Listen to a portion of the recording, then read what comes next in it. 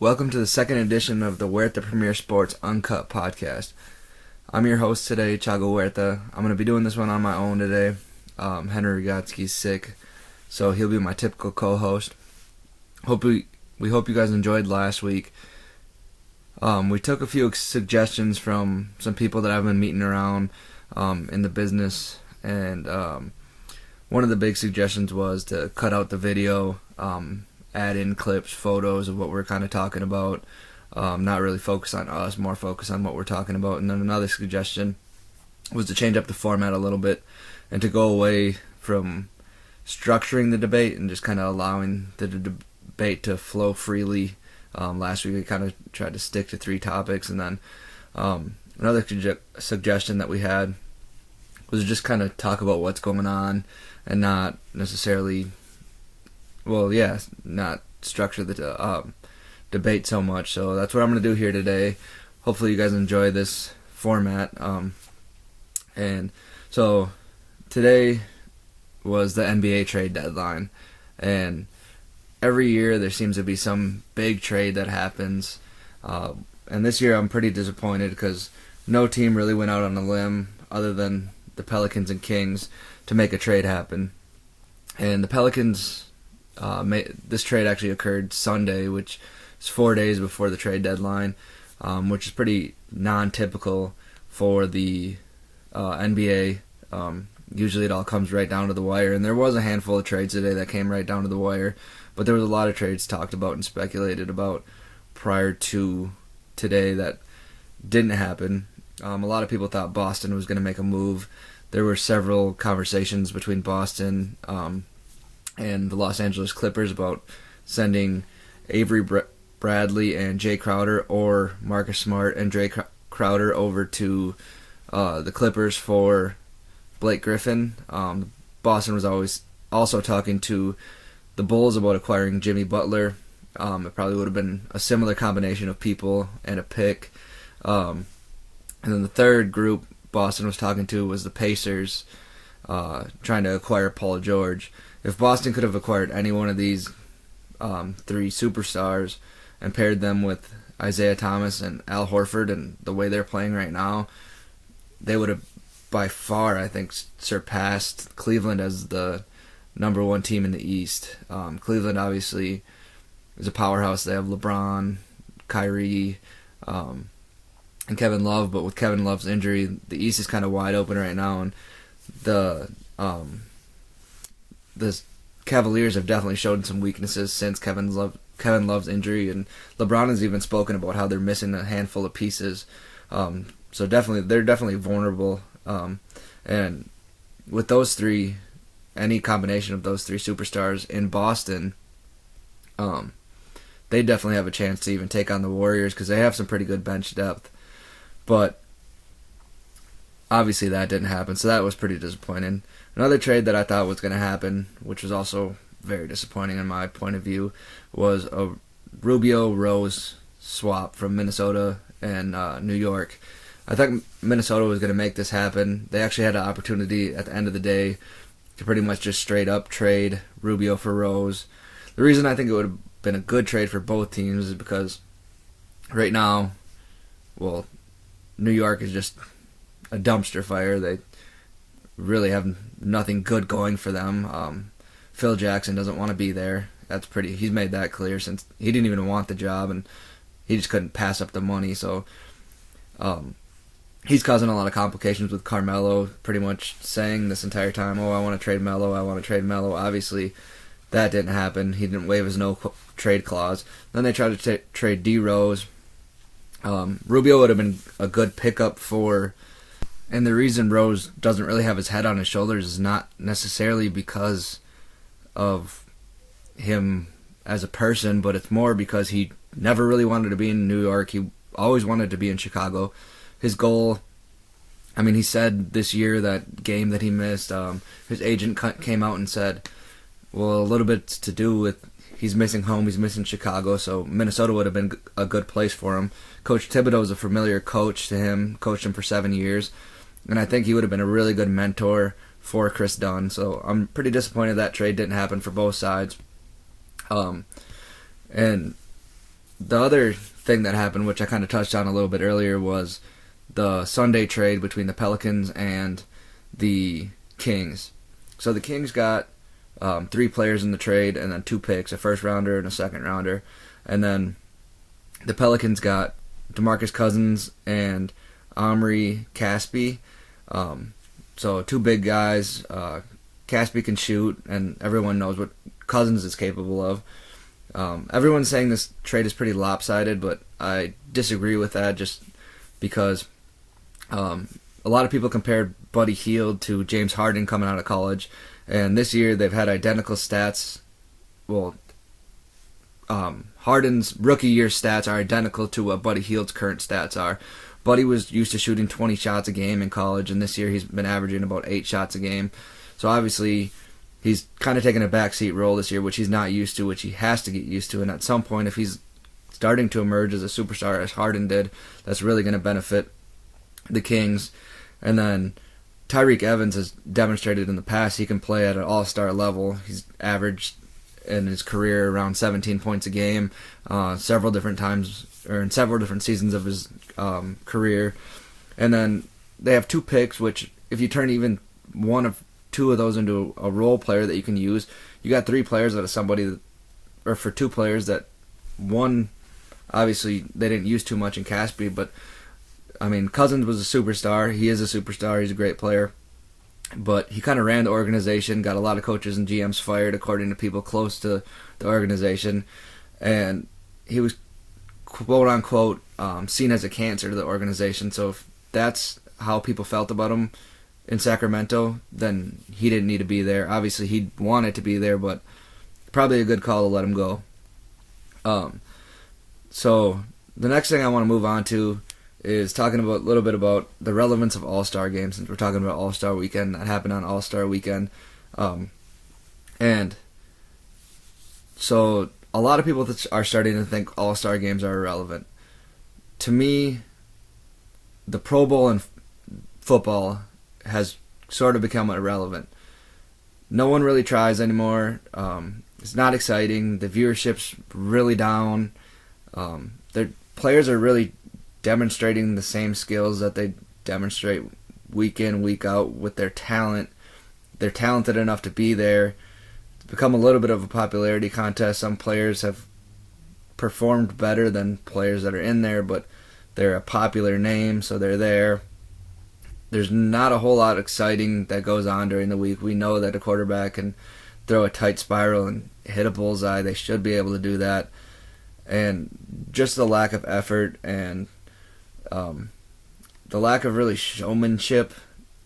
Well, actually, I shouldn't say lack of showmanship. There's a lot of showmanship in the Pro Bowl, but we see that week in, week out with all these wide receivers, running backs. We know what they're capable of. So when they go to the Pro Bowl, it's not as exciting to see at this point because we see it week in, week out.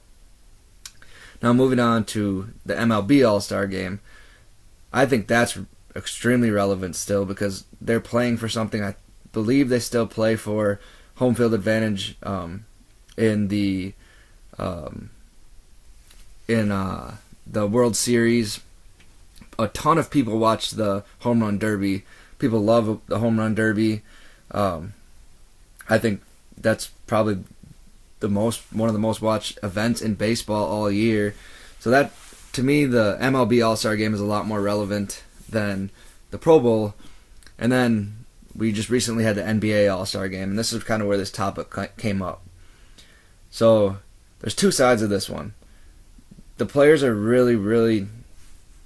I mean, this year they stopped playing defense. I don't think I probably saw 5 good defensive plays the entire time. All of them, if they wanted to, they could have kept that game 100 to 100 or something like that if they really wanted to play defense. They're all-stars for a reason, not just because they're offensively capable, but they're also defensively capable.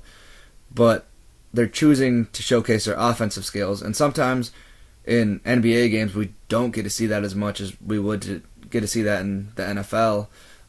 For example, we don't really get to see these guys. I mean, Steph Curry does it, but pretty much other than him, there's not a whole lot of guys that will just go out there and jack up a half-court shot like LeBron was doing.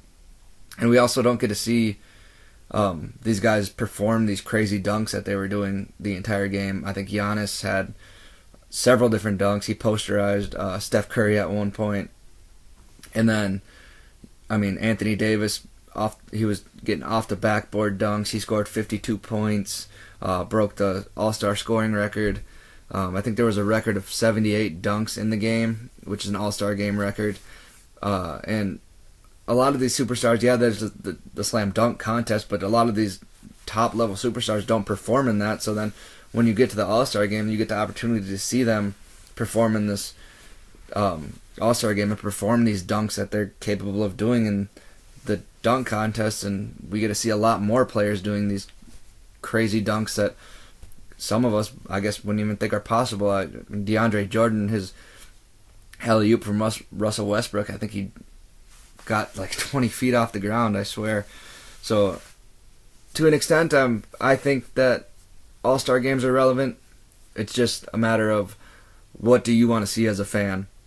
Do you enjoy them truly competing both offensively and defensively? If you're looking for defense, then the All-Star games are relevant to you. But if you're looking for offense, looking for these guys that just showcase their unique skill sets that we don't get to see week in, week out, then the All-Star game's totally relevant. And I personally enjoyed watching this year's NBA All-Star game because there was a lot of exciting dunks, a lot of exciting shots, a lot of exciting play. So, I think All-Star games are relevant in my point of view. The next topic I want to hit is the level of quarterback play in the NFL last year. A topic so far that's been pretty big this offseason is where guys like Tony Romo and Jay Cutler are going to land.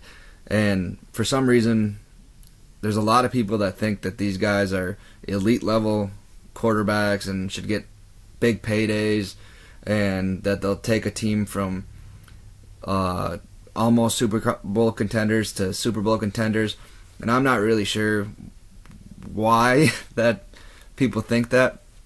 To me, Tony Romo has performed pretty well in the regular season, but what matters is your playoff record. If you can't win in the playoffs, that's when it matters. You can't get your team to the Super Bowl. Why do you think all of a sudden changing teams is going to make him win in the playoffs? If you have a better defense, better weapons, but you're not really going to find much better than what he had in Dallas that's available that doesn't have a good quarterback. Houston has a decent running back, not really that good of an O-line. They have some weapons on the outside, but it's not much better than what he had in Dallas. And for sure, the offensive line in Dallas is one of the top two in the game.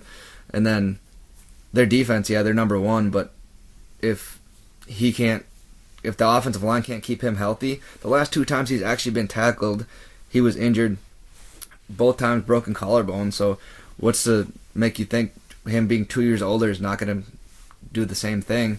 And then Jay Cutler, no one wants to play for him as a player. He gave up on his team last year. He's given up on his team before. He really has demonstrated a lack of care and a lack of talent, and to me is just lazy. And then just looking at the other quarterbacks in the league, right now you got about 5 elite quarterbacks. You have Drew Brees, Tom Brady, Aaron Rodgers, Russell Wilson, and Ben Roethlisberger. After that, you got Cam Newton, Andrew Luck, you got Eli Manning and Phillip Rivers. And then after that, there's a pretty big drop-off, not necessarily in talent level, but of the way they perform right now. You got guys like Jameis Winston, who are kind of on the climb, but he'll have a 5-touchdown game one day and then a 4-interception game the very next day. And then there's a really huge drop-off in between the average class and then the bad class, because after that, I don't know where a lot of people would rank Blake Bortles. To me, he's not a good quarterback. You can tell his mechanics are off. He's got to have the record for pick six in the season because he threw like 4 or 5 last year. Trevor Siemian, really, he played decent this year, but he has no business being a starting quarterback in the NFL. Robert Griffin III, I don't know why people continue to give him chances. He's had multiple chances. He had 2 good years, but people figured out the way he plays. He's never been able to learn to throw out of the pocket, and he's had plenty of time being injured to just sit in a pocket and throw. And then Tyrod Taylor, kind of similar situation. The Bills offered him a really fake contract last year where they had options to opt out every year. I think they're going to opt out this year because, quite frankly, he hasn't earned his money. And when he only threw for like 2,000 yards, yeah, he ran for a decent amount of yards. But the NFL, you need a pocket passer, somebody that's smart, someone that can be mobile, like Andrew Luck. Even Tom Brady's a little mobile. Aaron Rodgers, probably by far the most talented quarterback in the game. A lot of people don't think of somebody as a mobile quarterback, but just watch him get out of the pocket. And then you got the very bottom of the league. You got guys like Colin Kaepernick, Case Keenum, and Blaine Gabbert. And those guys started a lot of games this year, which is sad because the NFL is supposed to be the best football in the world, and I'm sure there's got to be guys somewhere sitting on a bench or something like that that can play a lot better than those guys played and care a lot more than those guys cared this year. So to me right now, the quarterback play in the NFL needs to improve. Hopefully we can start getting some better quarterbacks in the league through the draft. I'm pretty excited about a couple of the quarterbacks coming in this year, mainly Deshaun Kaiser. Extremely talented. He has some mobility to him, but he knows how to throw out of the pocket. And then Deshaun Watson, that guy he has some flat-out arm talent, he has speed, and he knows how to win. Then you got Mitch Trubisky, who demonstrated that he can move around a little bit as well and can just really throw the ball. So I'm excited for those three guys to come in the league this year. And then there's a sleeper quarterback that I think could be this year's Dak Prescott is Patrick Mahomes out of Texas Tech. So I'm excited to see where he lands, because I think that he could potentially, if a team that's kind of in need of a quarterback, he could get into a quarterback battle. I'm looking for Arizona to draft him probably in the second round, and him to go to Arizona and take Carson Palmer's job, because Carson Palmer, I think it's time for him, Cutler, and Romo just to all three pack it up and retire. And then one final topic that I wanted to get into, which has been really popular lately, is this super fight that's supposed to happen between Conor McGregor and Floyd Mayweather. To me, this fight could make boxing a lot of money for one night. After that, it's going to lose boxing a lot of money. It's going to kill the sport of boxing. There's a lot of casual boxing fans, a lot of casual fight fans, a lot of UFC fans, and a lot of just sports fans that really wouldn't typically watch a combat sport that are pretty excited about this fight, because these are probably the two of the best trash talkers in the fight game. McGregor for sure is the best trash talker in UFC, and Floyd Mayweather's been known to just run his mouth left and right, whether he thinks that what he's saying is true or not. So a lot of people, there's a lot of hype around this fight, and it's almost starting to become like a little bit of a WWE match here, where these guys are just kind of trash talking back and forth, and there's nothing official yet. But it's looking more and more likely that this fight's going to happen. Freddie Roach last week was interviewed, and he said that Mayweather told him, if McGregor comes to you to train him, I want to fight him, because they could all get rich off of this fight. And Floyd knows he's going to win. McGregor's has a really attacking right at you. He has a lot of power style in the UFC. But in the UFC, you have the ability to take people down, kick, punch, whatever you want to do, opposed to where in boxing, you have one option. You can throw a punch. That's all Floyd has to guard against, and Floyd has the best defense in the fight game. Floyd is extremely technical. He'll counter punch all day, and if he wanted to end the fight early, he probably could. But Floyd won't, because he wants people to get their money's worth. But if you're a casual fan or don't really enjoy technical boxing, and even if you're a boxing fan, a lot of people are over Floyd Mayweather's fighting style. A lot of people see him as just someone that just runs around the ring, doesn't like to take any contact, doesn't like to engage at all. And so that's where I think this will lose boxing money in the long run, is because Floyd's going to dance around the ring as he always does, as he did against Pacquiao. That was the first super fight Floyd was in, and everyone after the fight said it was a huge disappointment. There was not a lot of contact. Everyone thought Pacquiao was going to knock him out, be the first person to beat him. Pacquiao obviously claims he was injured in that matchup. regardless if he was or wasn't, he didn't really land anything. Floyd was too technical, got his counter punches off, got his points from counter punches, got his points from making Pacquiao miss, and he'll do the same thing to McGregor. And people don't really want to watch two fighters, one fighter chase a fighter and one fighter just kind of dodge and run around the ring without a whole lot of battling between the two. People want to watch, especially UFC fans that are going to tune into this, they're used to seeing bloodbaths. This fight is going to be far from that. If you want to watch a good fight, watch someone like Triple G, Gennady Golovkin. I mean, he's a straight warrior in the ring, always toe-to-toe with somebody. Canelo Alvarez, he's got a fight coming up against Julio Cesar Chavez Jr. This is Chavez Jr.'s first fight back. So that, to me, if you're looking for a good fight to watch, you got to watch one of those two. Because Floyd, he's going to technically dominate the entire fight, and people are going to be very disappointed. McGregor's not going to be able to beat him. Floyd's 49-0. He's been fighting for 18 years professionally now, and I think 21 years total. He's been boxing. And McGregor, yeah, he's been training a little bit of boxing, but UFC is a whole different beast than what he's going to see in the ring, because Floyd only has one thing to guard against, as I said before, opposed to where his opponents in the UFC, they back up because he can strike from 7 different ways opposed to just the one way that he's going to have to fight Floyd.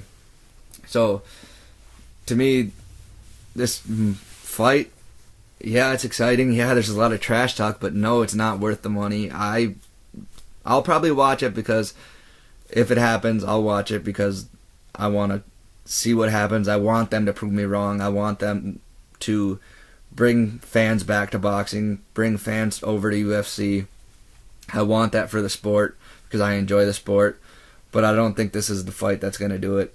I think people need to start watching guys, like I said, like Triple G, Canelo, even getting into some of the heavyweights with